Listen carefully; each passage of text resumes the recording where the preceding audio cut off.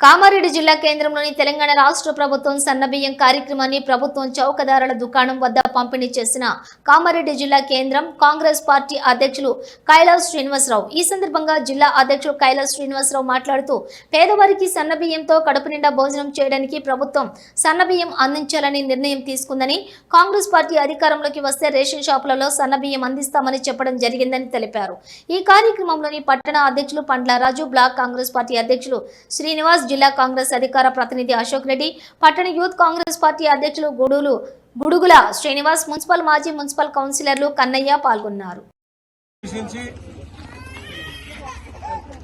పండుగ కొత్త సంవత్సరం రోజున ఉగాది రోజున మరి సన్న బియ్యాన్ని పంపిణీ చేయడం ప్రారంభించారు। అందులో భాగంగా ఈ రోజు కామారెడ్డి జిల్లా కేంద్రంలోని మరి కంట్రోల్ షాప్ వద్ద, చౌకదార్ దుకాణం వద్ద మరి సన్న బియ్యాన్ని బీద ప్రజలకు ఎవరైతే రేషన్ కార్డు హోల్డర్ ఎవరు ఉన్నారో వారందరికీ ఒక్కొక్కరికి 6 కిలోల చొప్పున, అంటే ఇంట్లో ఎంత మంది ఉంటే అంత మందికి 5గురు ఉంటే 5 30 కిలోల చొప్పున మరి ఈ రోజు పంపిణీ చేయడం జరుగుతుంది।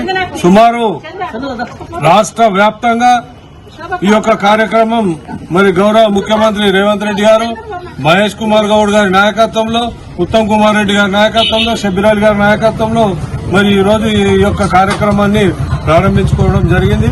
మరి ప్రజలు కూడా భగవంతుని ఆశీర్వాదంతో ప్రభుత్వానికి మీ అందరూ అండగా ఉండాలి। రాబోయే దినాల్లో కూడా కాంగ్రెస్ పార్టీకి మీ అందరూ, ఎందుకంటే ముఖ్యంగా అక్కలు చెల్లెళ్ళు అందరూ కాంగ్రెస్ పార్టీకి అండగా ఉండాలని ఈ సందర్భంగా తెలియజేస్తున్నాం।